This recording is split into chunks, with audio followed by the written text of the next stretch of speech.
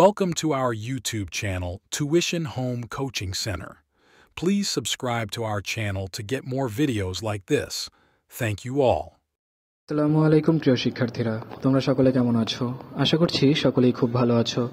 আজ আমরা দেখব অষ্টম শ্রেণীর বিজ্ঞান বইয়ের পৃষ্ঠা 60 ও 61 এর সমাধান। তোমরা যারা এখনো আমার চ্যানেলটি সাবস্ক্রাইব করোনি তারা চ্যানেলটি সাবস্ক্রাইব করে নিও, তাহলে পরবর্তী পৃষ্ঠার সমাধানগুলো তোমরা সবার আগে এই চ্যানেলে একসাথে পেয়ে যাবে। আর পূর্ববর্তী পৃষ্ঠার সমাধানগুলো প্রয়োজন হলে চ্যানেলের প্লেলিস্টে সে পড়াগুলো দেওয়া আছে, তোমরা সেখান থেকে সব পড়াগুলো দেখে নিতে পারো। তাহলে চলো শুরু করা যাক আমাদের আজকের পড়াটি।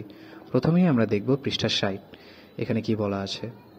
দূরত্ব সরণের হিসাব তো হলো, এবার কোন দল আগে গন্তব্যে পৌঁছাবে তার তো হিসাব করতে হবে। যদি আলাদা দল হিসেবে না গিয়ে একত্র গিয়ে থাকো তাহলে গড় হিসাব করে নেবে। তোমরা যখন ভ্রমণে গিয়েছিলে তখন শুরু থেকে গন্তব্যের দূরত্বকে যদি যেতে কত সময় লেগেছে তা দিয়ে ভাগ করো, তাহলে ওই সময়ের গড় দ্রুতি পেয়ে যাবে।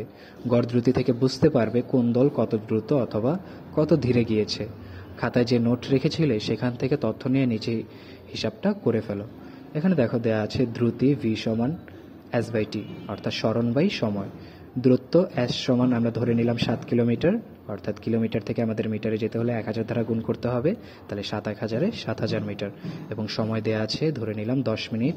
তো মিনিট থেকে আমাদের সেকেন্ডে যেতে হবে, আমরা জানি 1 মিনিটে 60 সেকেন্ড, তাই 10কে 60 দ্বারা গুণ করলে আমরা যে রেজাল্টটা পাবো সেটা চলে যাবে সেকেন্ডে, অর্থাৎ 600 সেকেন্ড এখানে। সুতরাং গড় দ্রুতির সূত্র অনুযায়ী আমরা জানি সরণ বাই সময়। এখানে সরণ হলো দূরত্ব হলো 7000 এবং ভাগ সময় হলো 600। এখন এই দুইটা সংখ্যা ভাগ করলে আমরা পেয়ে যাব 11.67 মিটার পার সেকেন্ড, অর্থাৎ আমরা পেয়ে গেলাম উত্তরটি। এরপর তুমি যে মান পেলে তার অর্থ কি বলতে পারবে? এখানে প্রাপ্ত গড় দ্রুতির মান আমরা পেলাম 11.67 মিটার পার সেকেন্ড। এ থেকে বুঝতে পারি যে আমাদের গড় দ্রুতি ছিল প্রতি সেকেন্ডে 11.67 মিটার।